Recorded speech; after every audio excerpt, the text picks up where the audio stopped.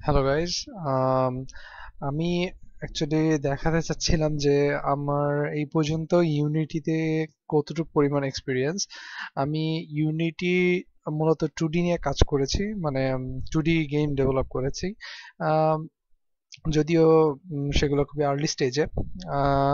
আমি কিছু কিছু গেম থেকে আইডিয়া নিয়েছি, কিছু কিছু গেমের একদম ফুললি মানে বলা চলে যে কপি করারই চেষ্টা করেছি, বাট জিনিসটা নিজে তৈরি করার চেষ্টা করেছি। এই হলো ব্যাপারটা। সো চলুন দেখা যাক আমি কি কি কাজ করেছি।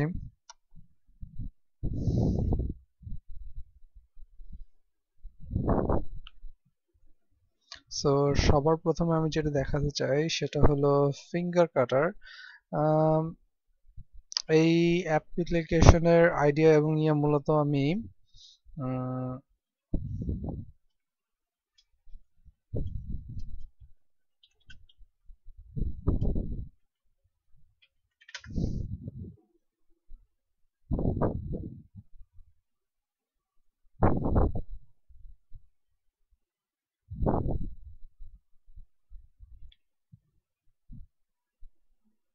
উম, নাও এটা না।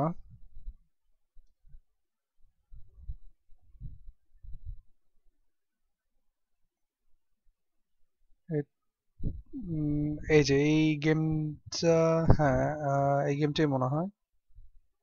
এই গেমটা থেকে নেওয়ার চেষ্টা করেছি। এই গেমটার যে থিমটা এরকম ছিল যে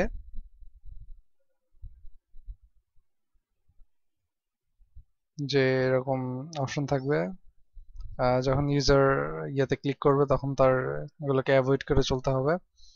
তো এই গেমটারই কপি করার চেষ্টা করেছি আমি, মানে নিজে তৈরি করার চেষ্টা করেছি। সেটা হলো যে,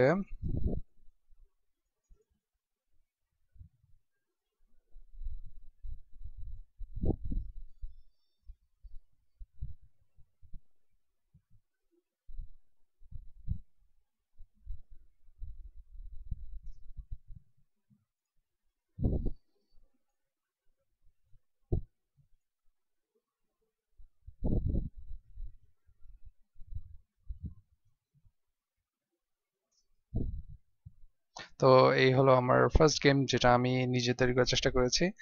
আম, আরো কিছু হলো যেমন,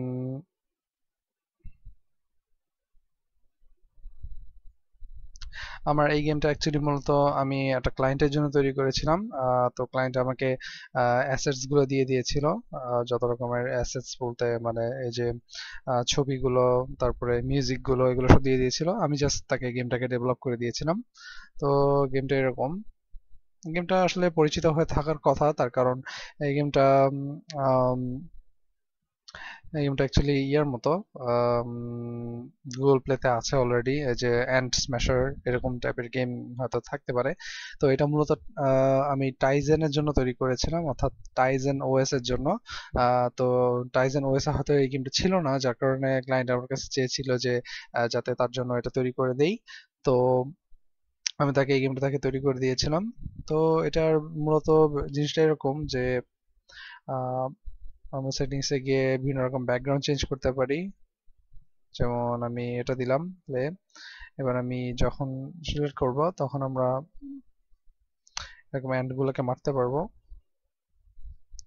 তবে এক একটা এন্ড আছে যেটাকে মারলে আমাদের গেমটা ওভার হয়ে যাবে। তা আমরা যদি লাল রঙের এন্ড গুলোকে মারি, সবুজ গুলোকে মারলে বেশি পয়েন্ট। আমরা যদি লাল গুলোকে মারি তাহলে আমাদের গেম ওভার হয়ে যাবে। তো এটাই ছিল মূলত গেমের আইডিয়া। তারপরে গেমটা আস্তে আস্তে স্পিড বাড়তে থাকবে, তো এরকম ব্যাপারটা ছিল। তো হ্যাঁ, মূলত এই দুইটা গেম আমি ডেভেলপ করেছিলাম। আর আমি একটা জিনিস, আরেকটা জিনিস তৈরি করার চেষ্টা করেছিলাম যে আম, আমি আসলে একটা অ্যাপ্লিকেশন ডেভেলপ করার চেষ্টা করছিলাম যে ইউনিটিতে মূলত গেম ডেভেলপের জন্য, বাট তাও কি কোনো অ্যাপ্লিকেশনকে এটাতে ডেভেলপ করা যেতে পারে। তো আমি জিনিসটা নিয়ে ট্রাই করছিলাম।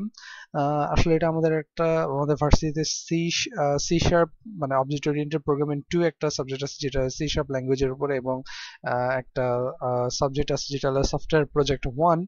তো এই দুইটা প্রজেক্টের ক্ষেত্রে আমি চেয়েছিলাম যে এই দুইটা প্রজেক্টেরই মানে দুই সাবজেক্টেরই প্রজেক্ট একই টপিক ছিল, যে স্মার্ট ডক্টর অ্যাপ্লিকেশন, যেটা মানে ইউজার কিছু সিমটম সিলেক্ট করবে তার বডি পার্ট অনুযায়ী।